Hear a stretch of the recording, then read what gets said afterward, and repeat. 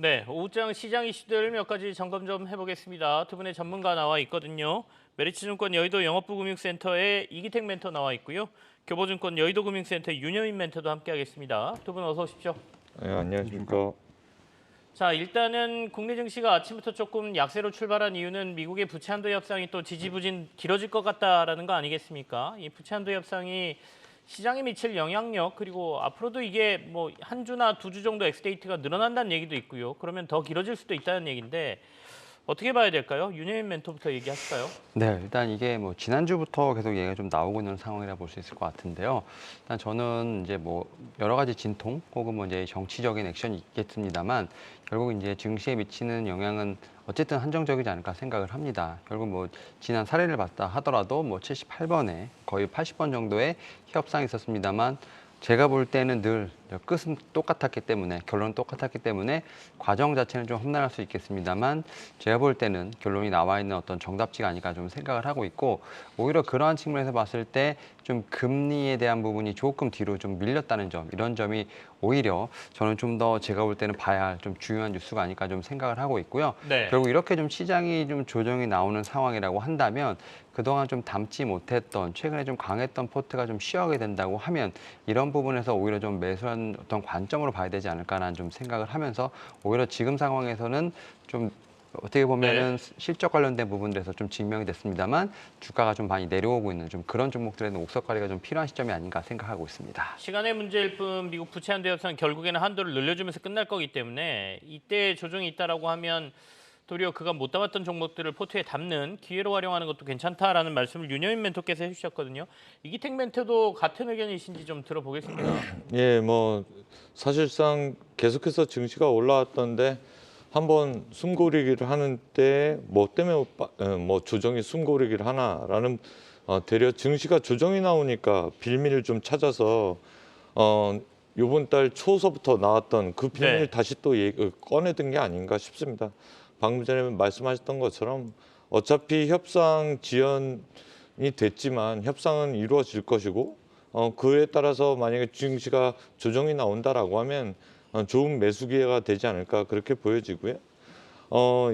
이게 만약에 협상이 잘 진행이 되면 당연히 그 다음에 FOMC 때 금리를 어떻게 할 것인가 시장의 초점이 그쪽으로 맞춰질 텐데요.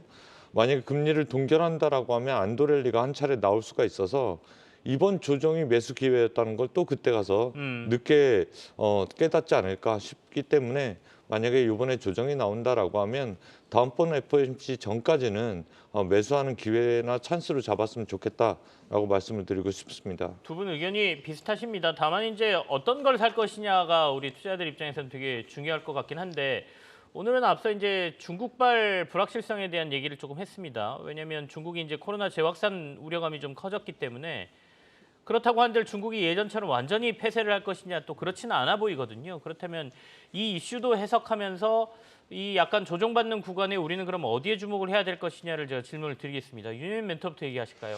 네, 일단은 좀 말씀하셨던 것처럼 이제 오늘 아침 특히 이제 이 중국의 코로나19 관련된 재확산 뉴스가 좀 빠르게 좀 나왔었는데 이와 관련해서 뭐 리오프닝 관련된 종목들이라든지 뭐 의료기기 쪽 관련된 종목들 같은 경우가 살짝 좀 제가 볼 땐 조정이 좀 크게 나왔다라고 볼 수 있을 것 같은데 일단 중국에서 지금 이제 이 코로나가 어떻게 보면 새로 지금 창궐할 조짐이 보이고 있다. 내지는 이제 빠르게 또 확산될 것이라는 부분들. 물론 이제 경계된 부분도 맞습니다만 백신이 지금 원활하게 좀 공급되고 있다는 측면에서 봤을 때 타격은 좀 제한적이다라고 볼 수 있을 것 같고 네. 뭐 그런 측면에서 봤을 때 리오프닝 관련된 종목들 중에서 특히 이제 실적이 상당히 좋았던 종목들에 대한 어떤 제가 볼 때는 또 매수 기회가 좀 나오지 않을까 생각을 하고 있는데 일단 리오프닝 하면 좀 빠르게 움직이는 게 화장품주라고 좀 말씀드릴 수 있을 것 같은데 오히려 좀 화장품 쪽 같은 경우는 약간의 좀 트레이딩 관점이 좀 유효하다 생각을 하고 있고 오히려 좀 실적으로 좀 튼튼하게 볼 수 있는 것들은 아무래도 의료기기 쪽이 아닐까 좀 생각을 합니다. 중국향 쪽으로 보게 된다면 그런 측면에서 봤을 때 의료기기 같은 경우는 오히려 좀 눌릴 때마다 좀 매수가 좀 가능하지 않을까 생각이 들고 있고 최근에 좀 많이 눌려 있었던 뭐 루트로닉 같은 종목들 같은 경우가 충분히 매수 관점으로 보지 않을까 좀 생각을 하고 있습니다. 뭐 이와 더불어서 지금 이제 앞에서 좀 언급하셨던 이 네. 부채 한도 협상 관련된 부분에서도 전체적으로 좀 조정을 받는데 이런 상황에서 보게 된다고 하면 뭐 코스피 쪽에서는 뭐 반도체라든지 코스닥 쪽에서는 뭐 제약바이오 섹터를 좀 중심으로 해서 오히려 좀 눌림목에 좀 매수 관점으로 좀 보는 게 어떨까라고 좀 말씀을 드려보도록 하겠습니다. 알겠습니다. 의료기기 쪽이 괜찮을 것 같다라는 말씀 주셨는데 이기택 멘토는 어떻게 보세요? 예, 뭐 거의 비슷한 의견인데요. 네. 좀 하나가 좀 갈리는 게, 뭐 저희가 중국 관련된 코로나 이슈는 저희가 이미 겪었던 일이고, 이 일에 대해서 뭐 다들 아시다시피 강도는 좀 약하고 확산 속도는 빠르지만 결국엔 공포감도 좀 약하게 오는, 공포감이 좀 덜하는 이슈이기 때문에 만약에 이런 것 때문에 중국 관련주들은 이것 때문이 아니라 미중 무역 분쟁이 더 격해지면 옥석거리가 좀 진행돼야 되거든요. 그렇기 때문에 거기서 까다로운 투자를 할 것인가라는 의구심이 좀 있을 수가 있습니다. 그렇기 때문에 공통분모로 갖고 있는 기관 빈집인 바이오 섹터가 하반기 때는, 아니, 반도체 섹터가 하반기 때는 좋을 것으로 보여지고, 네. 바이오 섹터도 좋을 것으로 보여집니다. 무엇보다 호실적으로 나타낸 자동차, 엔터, 화장품 쪽인데요. 네. 저는 화장품이 좀 결이 좀 다른 게, 중국 리오프닝 수혜라기보다는 이제는 일본과 미국, 그러니까 선진국에서 선전하고 있는 중소형주를 좀 봐야 되겠는데, 오늘같이 조정이 나옴에도 불구하고 뭐 잉그로드랩이라든가 아니면 코스메카 코리아, 그러한 종목과, 그리고 일본에서 선전하고 있는 아이패밀리 SC 같은 중소형 화장품주들이 시세가 계속해서 좋다라는 의미는 이제 시장의 판도가 바뀌었다라는 부분에서 네. 2분기 때 꼭 지켜봐야 될 실적 개선주가 아닌가, 그렇게 평가를 할 수가 있겠습니다. 알겠습니다. 중국 기반에서 벗어나 있는 화장품 관련 업체들도 괜찮아 보인다라는 말씀을 주셨어요. 자, 조선주가 며칠째 강세를 계속 보이고 있습니다. 조선주가 이제 사이클상 호황기로 완전히 들어왔다. 주가에 이게 완전히 반영될 것이다라는 의견들도 좀 나오던데요. 동의하십니까? 윤현민 멘토 어떻게 보세요?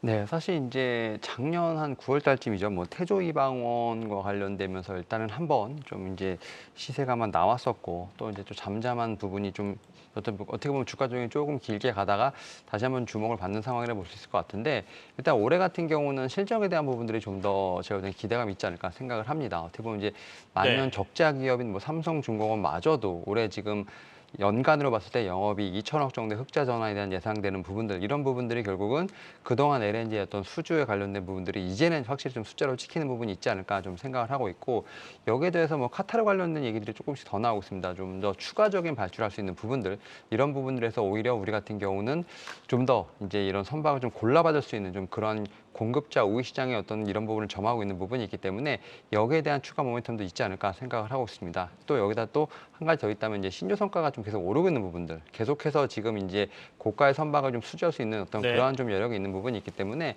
실적으로서 제가 볼 땐 증명할 수 있는 어떤 그러한 좀 위치에 와 있다. 뭐 그런 측면에서 봤을 때 당분간 좀 조선주의 호황은 좀 제가 볼 때는 좀 이어지지 않을까라는 생각을 하고 있습니다. 이기택 멘토는 조선주 어떻게 보십니까? 예, 뭐 비슷한 말씀인데요. 네. 동의합니다. 그런데 가장 중요한 부분은 지금 현재 우리 말고는 배를 만들 곳이 없습니다. 미중 무역 분쟁 때문에 결국에는 대만 선사도 국내에 발주를 하고 있고요.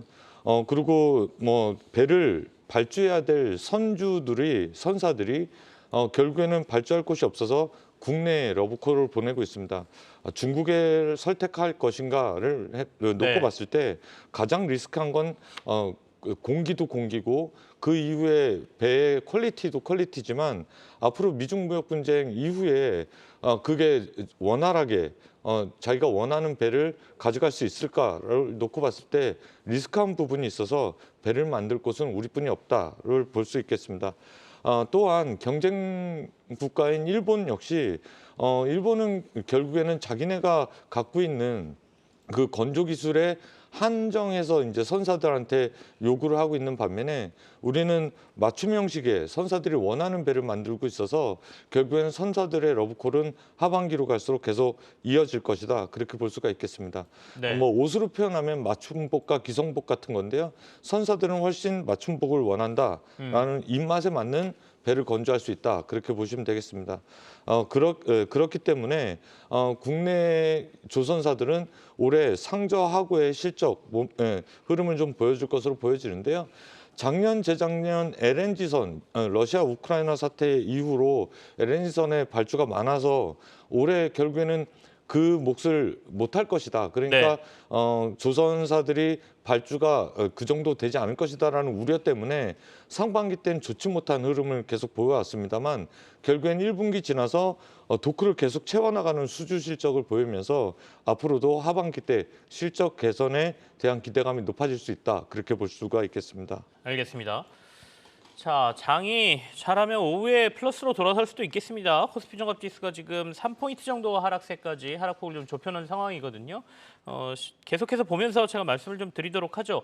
자, 그럼 두 분이 가져오신 단기 유망주 확인하는 시간으로 들어가죠. 자, 오늘 윤여민 멘토께서 가져오신 단기 유망주는 HPSP입니다. 선단 공정용 장비 독점 기업이다, 이렇게 제목을 뽑아주셨네요. 조선주와 관련된 회사다라고 볼 수 있겠네요. 그리고 태광 역시도 이기택 멘토 가져오셨는데 피팅 전문 업체니까 조선 관련 기자재 업체라고 볼 수 있겠습니다. 두 분 다 비슷한 관점에서 가져오신 것 같아요. HPSP부터 한번 들어보죠. 네, 일단 이 회사 같은 경우 실적 관련된 부분에서 상당히 좀 좋은 실적을 내면서 특히 이제 업황에 관련된 부분들이 좀 어두웠습니다만 그런 부분에 좀 진주 같은 어떤 종목이 아닐까라는 좀 생각을 하고 있는데 일단 1분기 관련돼서 좀 실적을 좀 말씀드리면 지금 영업이익 같은 경우는 지금 한 350억 정도를 좀 기록을 하면서 어쨌든 지금 전년 동기 대비 한 65% 이상의 지금 이제 놀라운 지금 어떻게 보면 어닝 서프라이즈를 기록했다라고 좀 말씀드릴 수 있을 것 같고 특히 이제 이렇게 1분기에 좀 실적이 아무래도 좀 좋았던 건 작년 4분기에 이연되었던 좀 매출이 좀 어느 정도 인식이 됐다라고 말씀드릴 수 있을 것 같고요. 특히 이제 이 회사가 좀 상당히 좋았던 것 중에 하나는 뭐냐면 신규 모멘텀에 대한 부분들, 신규 수주가 계속해서 좀 기대가 되고 있다는 부분이라고 말씀드릴 수 있을 것 같습니다. 특히 일단은 2분기에서도 지금 장비에 좀 견조한 수요가 좀 예상된다는 점에서 봤을 때 저는 1분기 실적 상당히 서프라이즈했지만 2분기도 실적이 좋아지지 않을까라는 좀 생각을 하고 있고 특히 이 회사 같은 경우는 지금 이제 이 장비가 뭐 낸드뿐만 아니라 DRAM까지도 활용도가 좀 높아지고 있는 상황이기 때문에 일단 이런 측면에서 1분기뿐만 아니라 전체적으로 봤을 때도 제가 볼 때는 실적에 관련된 부분에서 좀 튼튼하게 좀 어떻게 보면 선방하지 않을까라는 좀 생각을 하고 있습니다. 다만 이제 이 회사 같은 경우는 약간의 좀 오버행 이슈가 좀 있었습니다만 이런 부분들이 좀 어느 정도 해소가 될 것으로 좀 보이고 있는 부분이 있기 때문에 이와 관련돼서도 제가 볼 땐 충분히 좀 매력이 있다는 측면에서 봤을 때 단기 유망주로 HPSP 관련돼서 좀 말씀을 좀 드려보도록 하겠습니다. 알겠습니다. 목표가 27,500원, 선저가 21,000원입니다. 태광으로 들어갈까요? 이기택 멘토에게 투자 포인트 좀 확인하죠. 예, 뭐 10년간 구조 조정이 있었다라고 하는데요. 뭐 그렇기 때문에 2020년대 실적을 보면 적자를 기록했습니다. 불과 2년 전인데요. 2021년도 때는 적자폭은 좀 적자는 아니고 영업이익에서는 흑자를 냈지만 뭐 당기순이익 쪽에서 그다지 큰 폭의 성장을 나타내지 못한 반면에 올해 내년 들어서 결국에는 큰 폭의 성장을 좀 나타내고 있다. 그렇게 보시면 되겠습니다. 올해 영업이익이 640억 정도 나타날 것으로 보여지고 내년도에 800억 가까이 나타날 것으로 보여지는데 결국에는 지금 현재 구조조정 이후에 배도 만들 곳이 없지만 피팅할 곳도 없습니다. 10년 동안 보릿고개를 넘어왔기 때문에 5개 업체가 발주를 받을 수밖에 없는 상황이다. 그렇게 말씀을 드리겠고요. 그렇다라고 하면 태광이 거기 낙수 효과의 최대 수혜주가 될 수 있다라는 투자 컨셉을 말씀드리고 싶습니다. 네. 태광 목표가 22,000원에 손절가 14,000원 제시됐습니다. 투자 전략에 참고하십시오. 자, 그럼 조금 더 길게 볼 만한 종목들 좀 볼까요? 중장기 유망주 확인해 보겠습니다. 윤여민 멘토 오늘 중장기 유망주로 네이버 가져오셨네요. 아까 이상루 멘토가 또 텐백어로 네이버를 꼽았는데 한번 얘기 같이 들어보죠. 어떤 포인트가 다른지 또 같은지 확인하겠습니다. 그리고 이기택 멘토는 성화이텍, 현대기아차와 해외 동반 진출한다. 완성차 관련 부품업체 꼽아오셨습니다. 네이버부터 짤막하게 듣겠습니다.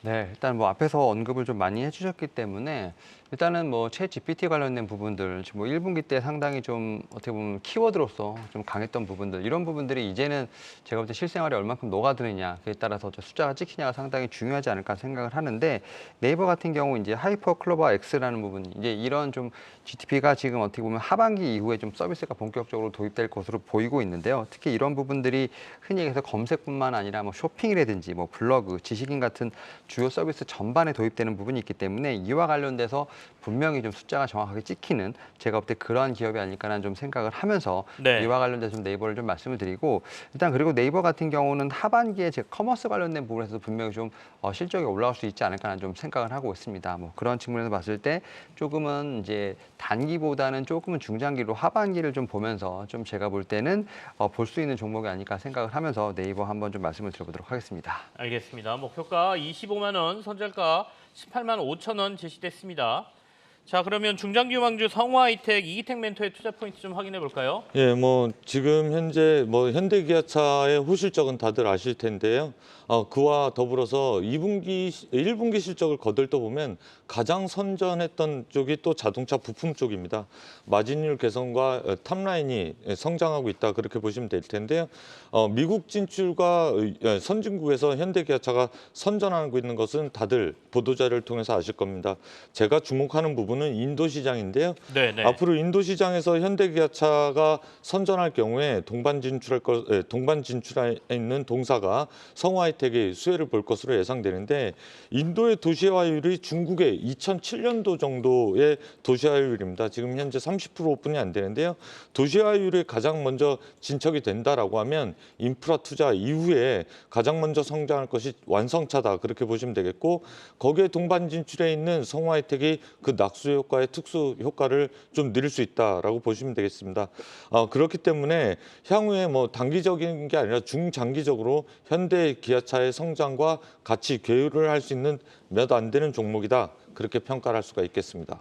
성화하이텍 목표가하고 손절가 좀 제시해 주시겠습니까? 네, 목표가는 단기적으로 뭐 이제 1차 목표가로 네. 13,000원 제시해 드리겠고요. 손절가는 9,000원 투자 의견 드리겠습니다. 성화하이텍이 13,000원이면 이제 최고가로 가는 거죠, 그죠? 네, 그렇습니다. 그러면 최고가까지도 가고 그 이후에도 조금 더 볼 수 있다 이런 의미신가요? 아까 1차 목표가라고 말씀하셔서. 예, 뭐 장기적인 그림이기 때문에요. 현대 기아차가 꺾이기 전까지는 계속해서 커버할 생각입니다. 알겠습니다. 현대기아차 질주하고 함께 할 거다. 그리고 도리어 인도 시장에서 아마 성화하이텍은 조금 더 수혜를 보지 않겠느냐 이런 설명을 해주셨습니다. 중장기 유망주로 윤여민 멘토는 네이버 꼽으셨고요. 그리고 이기텍 멘토는 성화하이텍 꼽으셨습니다. 투자 전략에 참고하십시오. 두 분과는 여기서 마무리 짓죠. 이기텍 멘토 그리고 윤여민 멘토와 함께했습니다. 감사합니다.